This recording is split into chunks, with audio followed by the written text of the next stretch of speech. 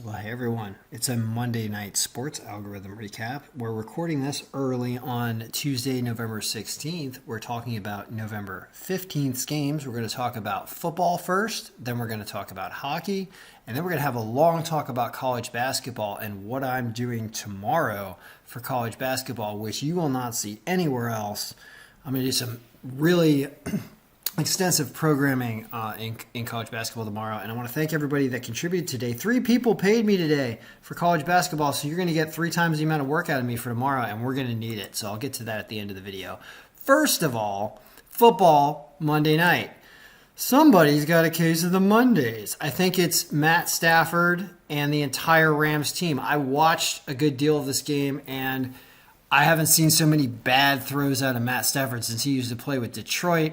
That was terrible. The Rams are a team on the downswing now, just like the Raiders, having trouble here in the middle of the year. They looked awful. They made the Niners defense look a whole lot better than they are, and just that was an awful game. So algorithm misses horribly, but man, did they just play terrible. I mean, I thought, actually that's from the movie Office Space, that somebody's got a case of the Mondays. I've played poker with Ron Livingston, who's the star of that movie, and his brother in Foxwoods. He's a nice guy. He drinks a lot.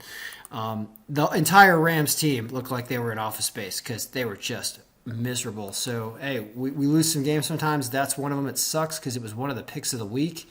But that's a bummer. But they just played terrible. So there you go. ODB, Beckham, he just goes to losers. That's what happens. So watch out for the Rams this year. They look terrible. So let's talk about hockey.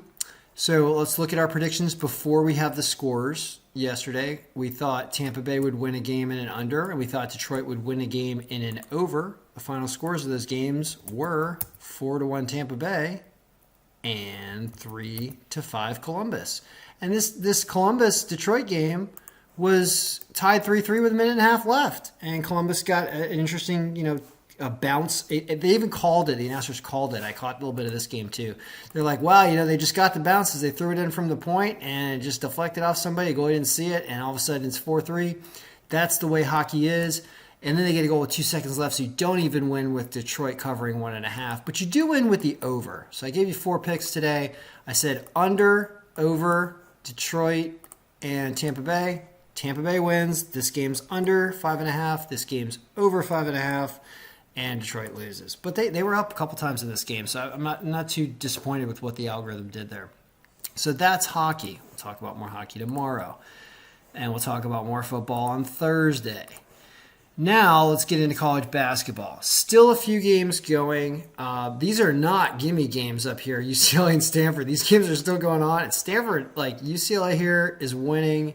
Stanford is losing right now, so watch out if that knocks off one of these teams up here.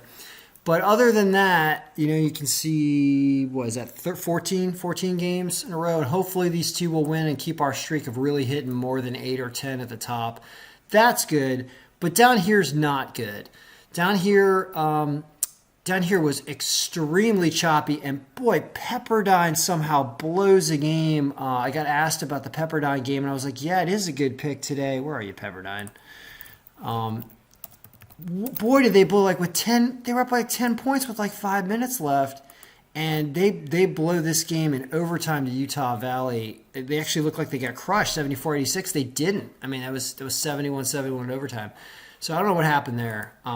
That's bad. But here's the thing. Thank you for the people that contributed, because I'm going to have to do a ton of work on this file, and here's what's going to happen. We're using last season stats right now, and there are a million reasons why that's not optimal. I have current season stats, but they're 3 games into the season, 2 games into the season, so they're not always beneficial.